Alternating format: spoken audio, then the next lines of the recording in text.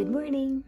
Today we are going to do the first of a 2-day project by starting on the background of our Kehinde Wiley inspired portrait.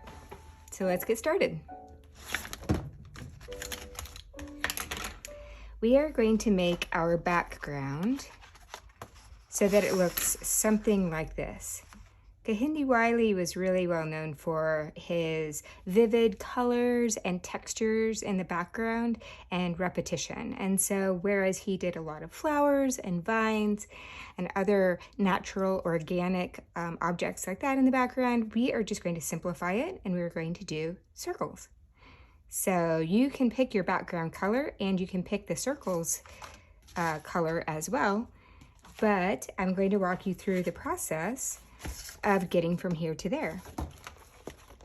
So take your sketchbook and a piece of paper from your mixed media pad. Make sure that you put your paper from your mixed media pad onto your sketchbook because it's going to get very messy.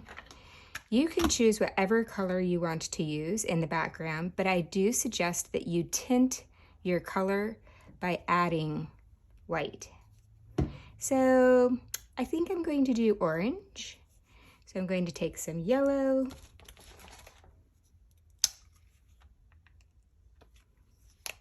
some red,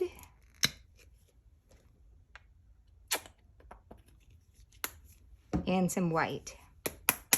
Remember, you're putting about as much paint in your well as if you were squeezing out the same amount of toothpaste on your toothbrush. And not much more. You can always add if you need to. Okay, that's a lot of toothpaste, but you get my drift. Use your large brush, and we're just going to add a little bit of yellow and a little bit of red. Remember, red is really strong, and white together. I'm adding the white because I want to tint it. Mix that up. It looks like it's a little bit weak. So I'm going to add more yellow and a little bit more red. Now you can choose what colors you want to use. If you use red or blue, I suggest that you tint them.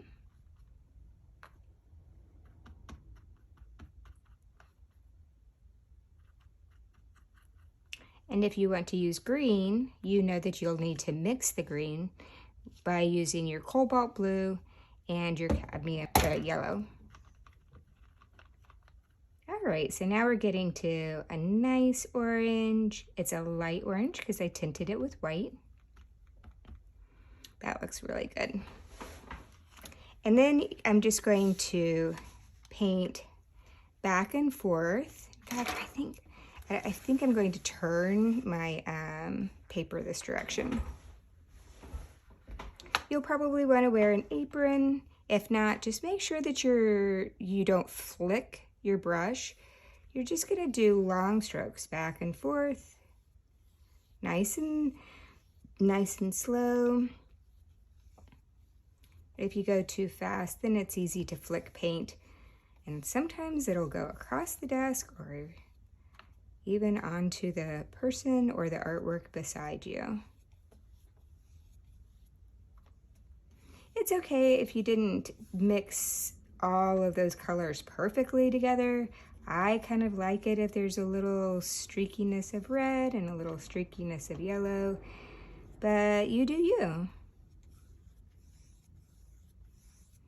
Now, because the paint is wet, then the top side of the paper is going to start to bow, because what's happening is that the paper is made out of fibers, and once you wet those fibers, they kind of plump up, and since they're plumping up, then it's bowing this. It will flatten out when it dries, but you can also take your finger, and I use my fingernail, and I put it right in the center. And the reason that I can do that with this particular project is that the second part of the project is to draw a face, and that face is going to be glued right in the center of my artwork. So even if I leave a fingerprint here, it doesn't really matter because eventually it's going to be covered up. You don't want to have a lot of thickness to your paint. You're just painting one layer. You can go back over it if you want. Just make it smooth, really however you want it to.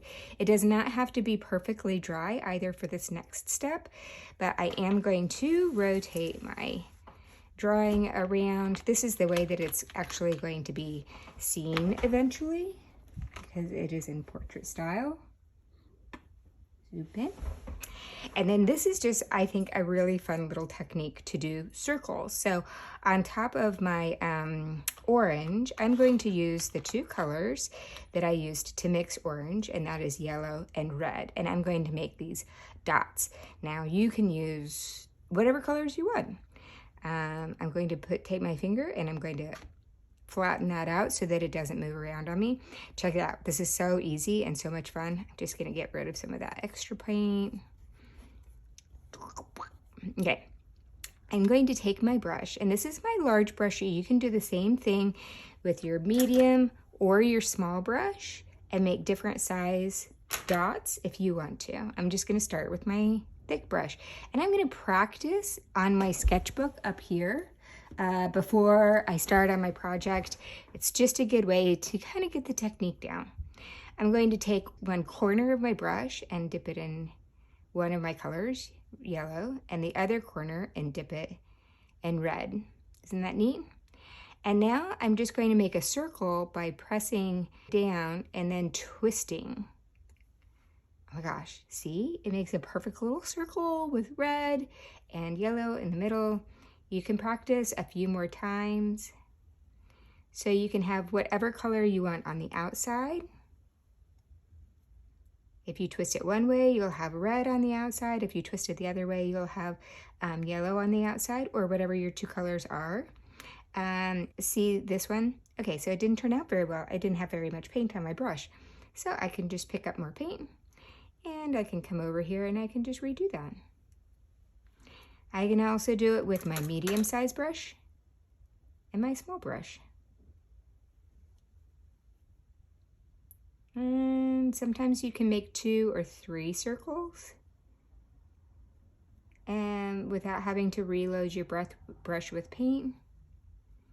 And you don't have to do 2 colors. You could do just 1 color. You could do dots with just your red. Totally fine.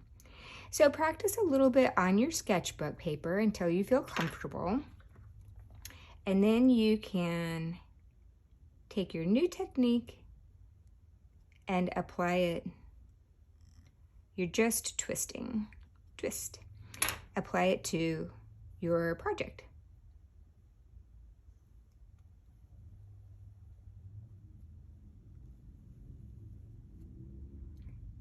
And again, you're just twisting. I'm kind of holding my brush at the end,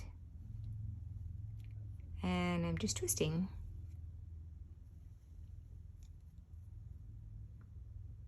And if they're not perfect, it's okay. Art is just for fun. Don't let it stress you out. Ooh, that was a good one though. It does feel good when they're right. Oh my gosh. I love this.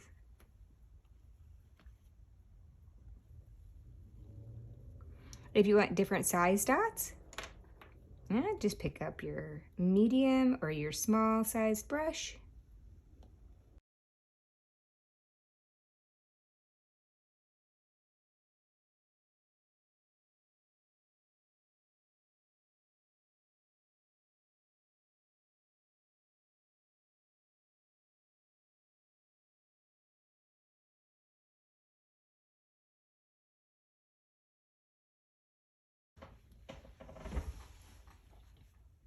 That's it. Great job, guys.